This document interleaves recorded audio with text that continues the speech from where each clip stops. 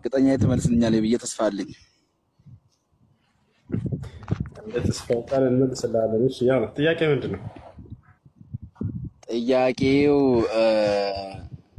ኢየሱስ የአላህ መልእክተኛ ብላችሁ ያው ስለምታምኑ ግልጽ ነው አይደለ? ግልጥ ነው። መጽሐፍ ቅዱስም ይላል።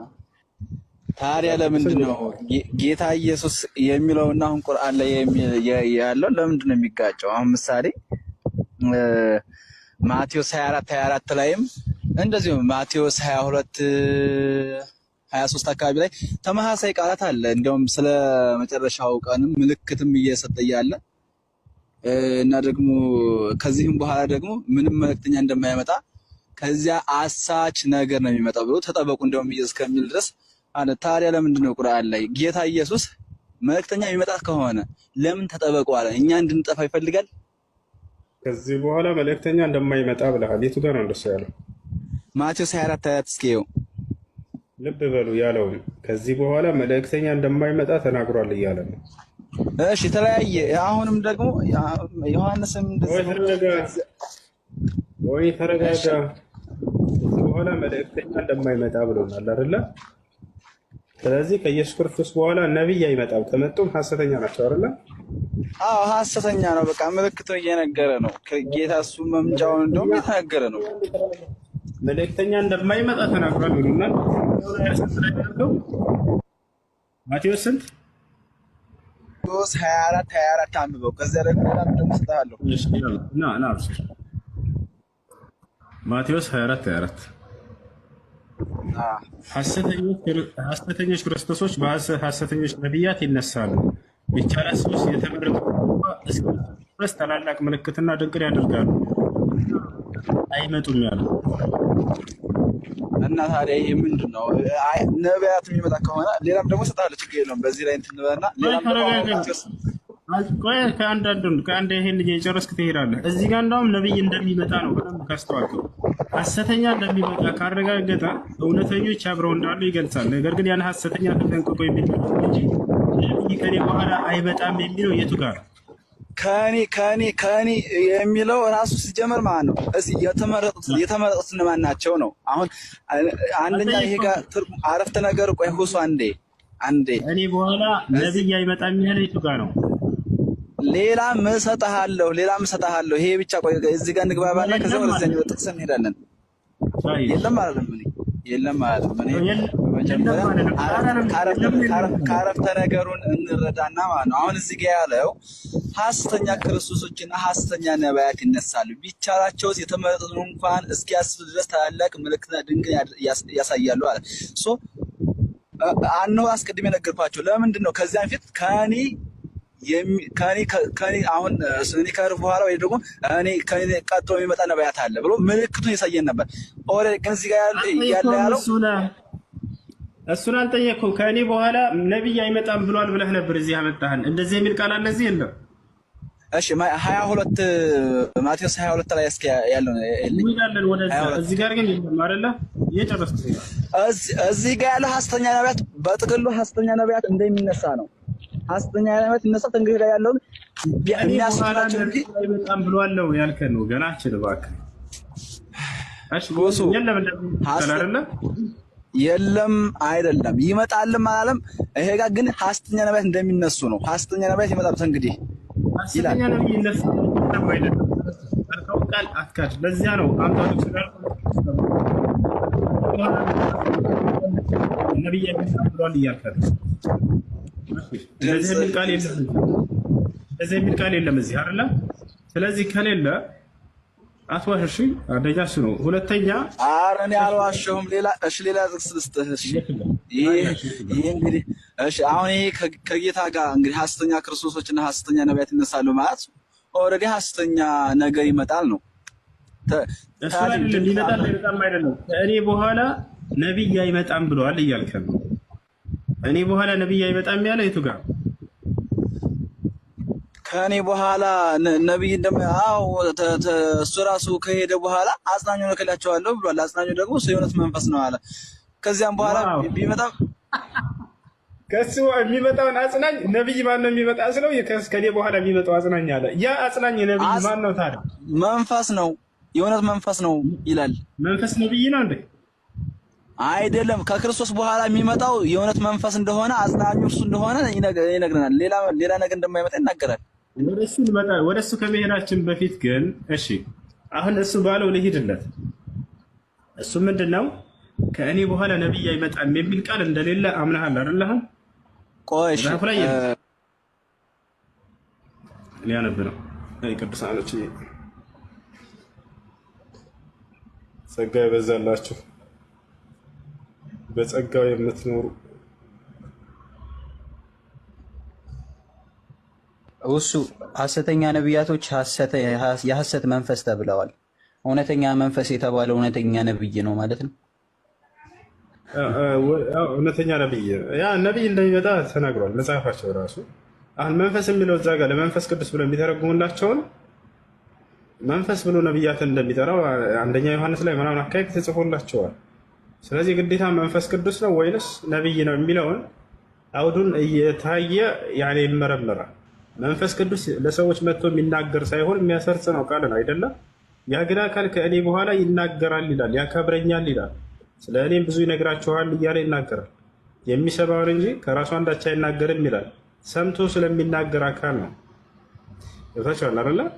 እንደ አጠቃላይ ሌላ ቅዱሳኖች ካላችሁ መግባት ትችላላችሁ። 7:15 ማቴዎስ ላይም እንደዚሁ ተመሳሳይ ቃላት አለ። ተመሳሳይ ቃል ሳይሆን ከእኔ በኋላ ነብይ አይመጣም ያለበትን ልታሳይ ነው አይደለ? 7 ክርስቶስ ከዚህ በኋላ ከእሱ ከሄደ በኋላ የሚመጣውን ነግሮናል እኮ። ለምንድን ነው ከእኔ በኋላ የሚመጣውን ነግሮናል። ከእኔ በኋላ ሲሄድ የሚልክልናል ስለነገረን፣ ከዚያ ደግሞ የሚነሳው ከዚያ ደግሞ ማን እንደሆነ አሳይቶናል። እኔ ጥያቄ ምን መሰለህ? ክርስቶስ ከእርሱ በኋላ ነብይ አሁን ክርስቲያኖች ቆይ አንዴ አሁን ክርስቶስን አሁን ክርስቶስ የሚከተሉ በዓለም ላይ ከ2 ቢሊዮን በላይ አለ። ይሄ ሁሉ ሰው እውነት የእሳት ማገዶ እንዲሆን ይፈልጋል ማለት ነው። ይሄ ራሱ ኮንፊውዝ ነው። ጭራሽ በጣም ተቃራኒ የሆነ ነገር ሰው በግልጽ መናገር ነበረበት። ይሄን መናገር ከኢየሱስ ክርስቶስ በኋላ ነቢይ አይመጣም ብለህ ነው አንተ የምታምነው አይደለ? ያ ነቢይ ቢመጣም ሐሰተኛ ነው ብለህ ነው የምታምነው አይደለ? እንደ መጽሐፉ ከሆነ እንደ መጽሐፍ ቅዱስ ከሆነ ሐሰተኛ ነው ብዬ ነው የሚመጣው። ከዛ እሱ ራሱ በእሱ ቃል ተመርኩዘን ከሆነ የምንሄደው ስለዚህ እንደዚያ ነው ማለት ነው። እሺ እነ ጳውሎስ ነብይ የተባለ ታስታውሳለህ? ቤት ያሉ ነብያቶች ተብሎ ተገልጿል። እነ ጳውሎስ ነብይነታቸው የተገለጸበት አለ። ሰጣለሁ። እንደዚሁም ደግሞ ጴጥሮስ ሁለተኛ ጴጥሮስ ላይም ራሱ ጴጥሮስ እንደመሰከረለት ከእግዚአብሔር ስለዚህ ከኢየሱስ በኋላ ነብይ ተብሏል አልተባለም? ኖ የጴጥሮስ አገላለጥና ይኸውልህ ሁሱ አንደኛ አሁን ጴጥሮስ እኔ ነብይ ነኝ ብሏል፣ ሐዋርያ ነው። አንደኛ ደግሞ ምስክርነት ደግሞ ተሐዋርያው ከቅዱስ ጴጥሮስ ምስክርነት አግኝተናል። እሱ ከእግዚአብሔር እንደሆነ የታመነ ከሚጮሁ ታራክ በላ እንዴ። እነ ጳውሎስ ነብይ ነው አይደለም? ጳውሎስ ነብይ አይደለም፣ ሐዋርያ ነው። አሁን ተረጋጋ። ስለዚህ ጳውሎስ ነብይ ያሳየው በስም ደረጃ ከሆነ በታሪክ ይችላል። ሐዋርያ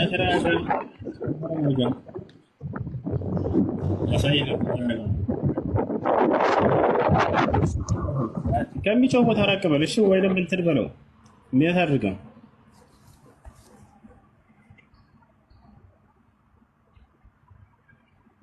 አንቢያ ነቢያት እንዳሉማ ሐዋርያ ሥራ ምዕራፍ 11 ቁጥር 27 እና 28 ላይ ይጠቅሳል። ሐዋርያ ሥራ ምዕራፍ 11 እዛው ላይ ቁጥር 26 ላይ በአንጾኪያ ተሰበሰቡ ካለ በኋላ ቁጥር 27 ላይ ደግሞ በዚያ ወራት ነቢያት ከኢየሩሳሌም ወደ አንጾኪያ ወረዱ ብሎ ይናገራል። ከእነርሱም አጋቦስ የሚሉት አንድ ሰው ነበረ ብሎ ይናገራል። እነርሱ ናት ሐዋርያቶቹ ነው እንደዚህ እያለ ያለው ነቢያት ብሎ ይናገራል አይደል? ወለተ እነርሱ ሐዋርያቶቹ የመጀመሪያ ጊዜ ክርስቲያን አንዴ ወለተ ከሚጮህ ቦታ በጣም ራቅሻ እንዴ። ቃል በቃል ጳውሎስ ነብይ እንደሆነ ይናገራል መጽሐፍ ቅዱስ። ስለዚህ ምን ብሏል? ቀደም ጳውሎስ ነብይ አይደለም ብለዋል። ስለዚህ ጳውሎስ ነብይ እንደሆነ ተነግሯል። ኢየሱስ ክርስቶስ ከኔ በኋላ የሚመጣ ነብይ የለም ሐሰተኛ ናቸው ካለ ያኔ ጳውሎስ ሐሰተኛ ነው ማለት ነው።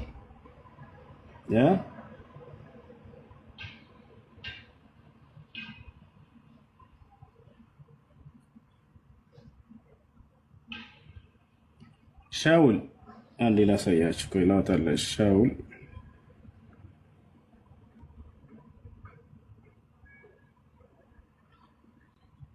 የሐዋርያት ሥራ 13 አንድ ላይ እንመልከት።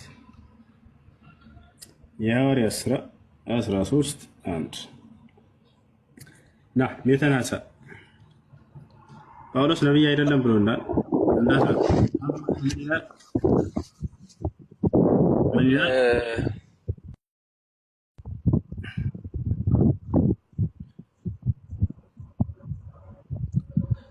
ድምፅህን ከፍ አድርገው አንብበው። ትንሽ እኔ ጋር ንፋስ ስላለ ነው፣ ውጭ ስለሆንኩ ነው። ችግር የለውም አንብበው፣ ይታያል። ከታየ አንብበው። እሺ አንተ አሁን ምንድነው ይሄ ነብዩ የተባለ ነው በቤተክርስቲያን ነቢያት የተባለ የሚለው ነው በአንጾኪያ ለምን አታነብም? መጀመሪያ ጳውሎስ ነብይ አይደለም አይደለም አንብበው። በአንጾኪያ ባለች ቤተክርስቲያን ነቢያትና መምህራን ነበሩ አለ። እነርሱም እነማን ናቸው እነዚህ ነብያቶች? እነርሱም ሐዋርያቶቹ ናቸው። እኔ በዚህ ሐዋርያት እግዚአብሔር ቃል የሚሰሙ አሁን እንደ ነብይ ሐዋርያት ሳይሆን ነብያት እያለህ ነው። ይሄን አታነብም እንዴ? ነብያት ነበሩ እያለ ነቢያት መምህራን ነበሩ እኮ አለ። እነሱም በርባንስ በርናባስ ነው ታዲያ ነብዩ በርባናስ አይደለም። አቦ መጀመሪያ አስተካክለህ አንብበው። በርናባስ ኔገር እየተባለው ሰሞን የቃሬናው ማን ነበር ስሙ? ኔጌር የተባለው ስምዖንም የቀሬናው ሉክዮስም አራተኛ ክፍለ ገዥ የሄድሮስም በአሟል ምናሄ ሳውልም ነበሩ ይላል። ሳውል እኔ እነሱን እኮ አይደለም እኮ እያልኩ ያለሁት እነሱ የእግዚአብሔር ቃል ስለሚሰሙ ነብይ ተብለዋል። ጳውሎስ ነብይ ነው አይደለም? እዚህ ጋር አይደለም ሐዋርያ ነው። ቃል በቃል ሐዋርያ እንደሆነ አሳይሃለሁ። እዚህ ጋር ይሄ ነብይ የሚለው ማንን ነው? ነብያት ነበሩ እያለ ሳውልም ነብያት ነበሩ የተባሉት በአንጾኪያው ነብያት ተብለዋል። ሐዋርያቶቹ ነብያት የተባሉት እነሱ ታዲያ ስለ ሐሰተኛ አልተባሉም እኮ እነሱ እንዲህ ነው ያዘው። ጳውሎስ ነብይ ነው ብሏል አላለም? እንዲህ ነው ያዘው። አውሶ አጋቦስ አንተ አሁን እንደዚህ እጅግ ስራ አንተ ወለት አንዴ አጋቦስ ሐዋርያ ነው። በአጭሩ አዲስ ኪዳን አንድ ብቻ ነው ብያለሁ። ሌሎቹ አጋቦስ ሐዋርያ ነው። አሳጥረን እንስና አጋቦስ ነብይ ተብሏል። ሐዋርያት ሥራ ምዕራፍ 13 ላይ ነብይ መሆኑ ተጠቅሷል። አንተ አሁን ለሐዋርያት እንደ አረፍተ ነገር ሊገኝ ይችላል። አይ አንተ በቃ እንደዛ አይደለም። የተገለጠው ነው። ወለተ ተረጋጋ። አትታጠፍ። 10 ቦታ አትታጠፍ። ሐዋርያቶች ነው ነቢያት የተባሉት ብለህ ተናግረሃል። እዛው ላይ ቁም። እንደ ንፋሱ እያስቸገርከን ነው። ንፋሱ ወደዛና ወደዚህ የነፈሰ ነው። አንተ የምትናገረው ወደዛና ወደዚህ ያለብን። አንዴ ተረጋጋ። አንዴ ሐዋርያት ነው ብለህ የራስን አስተሳሰብ አታስገባ። ሐዋርያት ናቸው ነቢያት የተባሉት አልክ። ሐዋርያት ሥራ ምዕራፍ 11 ቁጥር 26 ላይ በአንጾኪያ የተሰበሰቡትን ይናገርና ቁጥር 27 ላይ በዚያም ወራት ነቢያት ከኢየሩሳሌም ወደ አንጾኪያ ወረዱ ብሎ ይናገራል። ከእነርሱም አጋቦስ ብሎ ይናገራል። አጋቦስ ሐዋርያ ነው። አጋቦስ ሐዋርያ ነው። አጋቦስ ሐዋርያ ነው አይደለም። በቃ ከዚህ በኋላ ሐዋርያት ነው የተባሉት ብለህ አትናገር። እንደዚህ ነቢያት ነበሩ ብለህ ተናገር እንጂ ሐዋርያቶች ነው ነቢያት የተባሉት ብለህ ሐዋርያት አሁን እኛ ነቢያት ወረዱ የሚባለው ጳውሎስን ነው እንጂ አጋቦስ ልጅ ነው በፈጣሪ ምን አይነት ልጅ? ኧረ ተረጋጋ። አጋቦስ ሐዋርያ አይደለም አልከኝ እኮ አሁን። አጋቦስ ሐዋርያ ነው እንዴ? አይደለም። አጋቦስ ግን ነቢይ ተብሏል ለምሳሌ። ስለዚህ አሁን ሌላ ሐዋርያት ነው የተባሉት ብለህ የራስን የግል ፍልስፍናህን አትናገር። ይሄ ፍጹም ስህተት። እኔ አሁን ካነሳሁት እኮ ጥያቄ ጋር እኮ ይሄ እኮ የማይገናኝ ነገር። አሁን እንደሚገናኝ አሁን ከብዙ ጋር ቀጥል። ነቢያት የሉም አትበል፣ ነቢያቶች አሉ። በአንጾኪያም ባለችው ቤተክርስቲያን ነቢያትና መምህራን ነበሩ፣ እነርሱም ብሎ እነዚህን ነቢያት ይገልጽልሃል። ነቢይ ናቸው ይላል አይደል መጽሐፉ? ወለት ነቢያት ያሉ ነቢያት መምህራን ነበሩ፣ እነሱም በርናብስ ወይስ ነቢያት ነበሩ አልነበሩም? ከኢየሱስ ክርስቶስ በኋላ እነዚህ ነገሮች ነቢያት በደረጃ ነብይ እንግዲህ በአዲስ ኪዳን እኔ የማውቀው አንድ ነብይ፣ ሌሎቹ ሐዋርያት ተብሎ ይጠራሉ። እኔ የማውቀው ሳይሆን መጽሐፉ የሚያውቀውን ነው። አሁን አንተ የምታውቀውንማ ተናግረሃል ቅድም። መጽሐፉ የሚለውን ነው ወለታ ነብይ ይላቸዋል አይላቸውም? ይኸውልህ መጽሐፉ ቢላቸውም ነብይ አይደሉም፣ ሐዋርያት ናቸው። አይ እንደዚያ ካለ ነቢያት እኮ አሁን ምሳሌ መጽሐፉ ነብይ ይላቸው ይላል። እሺ እንደ አስተምሮ ደረጃ ከሆነ በዛን ሰዓት በአንጾኪያ ባለች ቤተክርስቲያን እንደ ነብይ ሆነው ስለሚያስተምሩ ነቢያት አሏቸው እንጂ እነርሱ ነብይ አይደሉም፣ ሐዋርያት ተጧቸዋል አይደለ? ቀጥታ ወጣ አድርጉና ይሄን አሳያቸው። ስለዚህ ከኢየሱስ ክርስቶስ በኋላ እነ ጳውሎስ ነብይ ተብለዋል። ጳውሎስህ ገደል ገባ በራስህ ጊዜ ማለት ነው። ሐሰተኛ ነው። አንደኛ አሁን ለጳውሎስ ሐዋርያቶቹ መስክረዋል። አሁን ተጌታ የተማሩ አሁን ደቀ መዛሙርት ተጌታ የተማሩ አሁን መስክሮልሃል ቅዱስ ጴጥሮስ። እኔ አንደኛ የታመነ ነው የምለው አንደኛ ሐሰተኛ የማለው አሁን ጳውሎስን በራሱ እንትን አልመጣም፣ ምስክርነት ተመስክሮለታል። ኢየሱስ ክርስቶስ ምን አለ መጽሐፍ ቅዱስ ላይ? ከእኔ በኋላ መጥቶ ማንም ሰው ኢየሱስን በዚህ አየሁት ቢላችሁ አትመኑት፣ ያ ሐሰተኛ ነው ይላል። ምን ትላለህ?